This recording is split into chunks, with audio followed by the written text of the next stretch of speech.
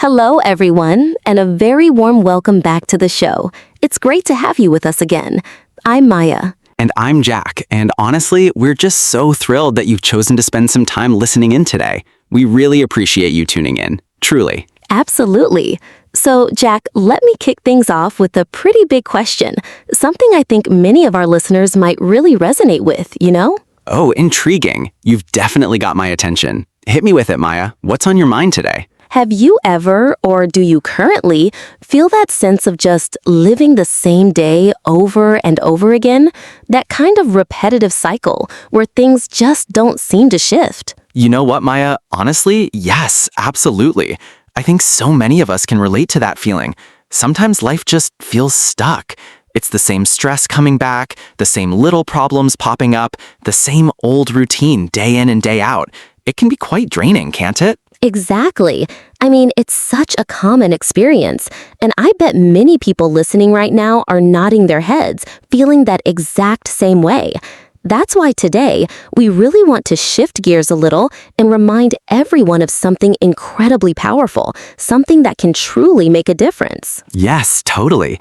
And it's actually quite simple, but profound. If you genuinely want your life to change, you absolutely must start by changing your mindset. And a huge part of that for us is putting God first.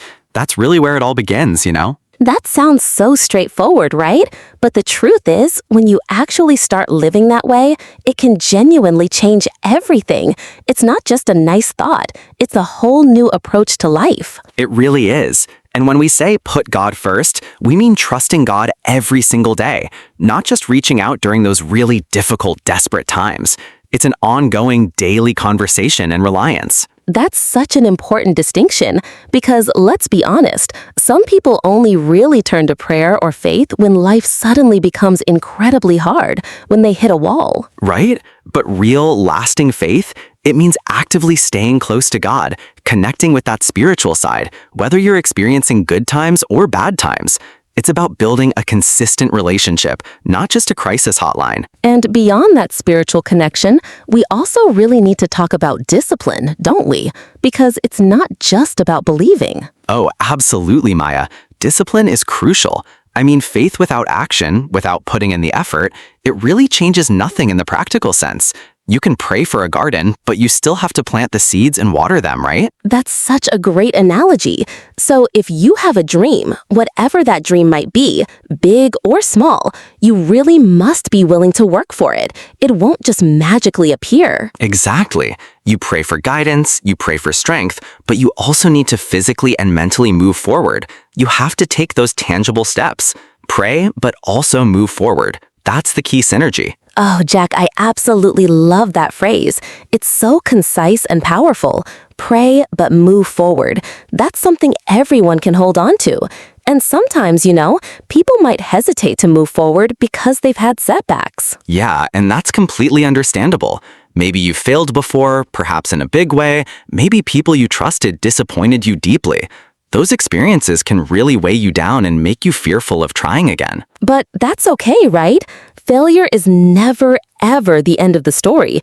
It's just a chapter, maybe a tough one, but not the final page. Exactly. Every single mistake, every stumble, it can actually teach you something incredibly important. It gives you insight, it builds resilience. Think of it as valuable data for your next attempt. So the truly important thing, the main takeaway here, is to stand up again. No matter how many times you fall, you have to find that strength to get back on your feet. Absolutely. Don't stay on the ground feeling sorry for yourself forever. It's natural to feel that for a bit, but then you've got to gather yourself. God gives us strength, but we are also responsible for using that strength to get up and keep pushing. That's so true. We have to be active participants in our own lives. And remember this, everyone, time is, honestly, moving very, very fast. It doesn't wait for anyone. Seriously, if you keep procrastinating, if you keep doing nothing, then guess what? Nothing will change next year either. You'll just be in the same spot wondering where the time went. So the best time to start is right now, today. Don't wait for the perfect moment because honestly, it rarely comes. Yes, just take one small step today.